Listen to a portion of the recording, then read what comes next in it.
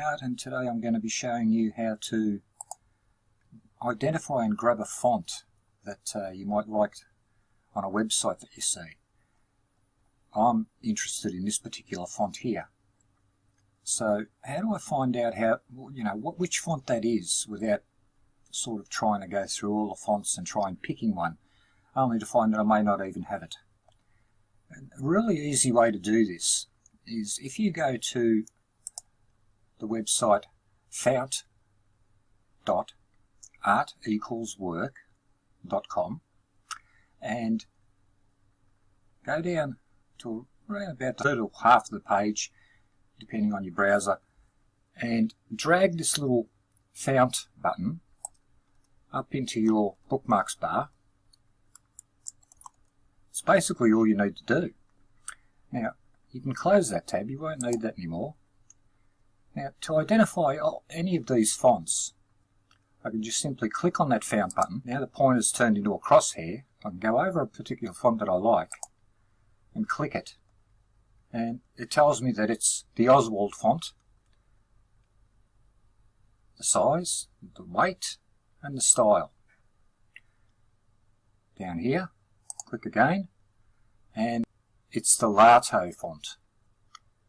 So if I wanted to see if that font was available for download, I can go up here and click on View Font on Google Fonts. Here we are on Google Fonts. Here's the font that I'm interested in. So if I want to download that so I can make it available to my other Windows applications, I can select the font, click here, click download this selection, and save it. I'm just going to save it to my downloads folder. Now that I've saved the font,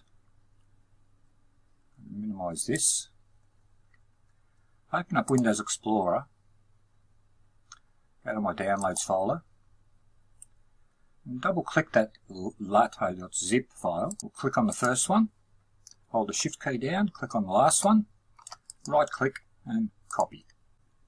Go back to a temporary folder. I'll just go back to my downloads folder because there's not much there.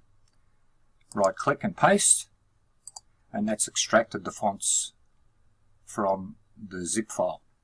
Now to install them into Windows, I'll click on the first one, hold my shift key, click the last one, right click, and this time I'll select install, and Windows will go ahead and install that particular font for me into the Windows Fonts directory. Now I'll just show you where that is.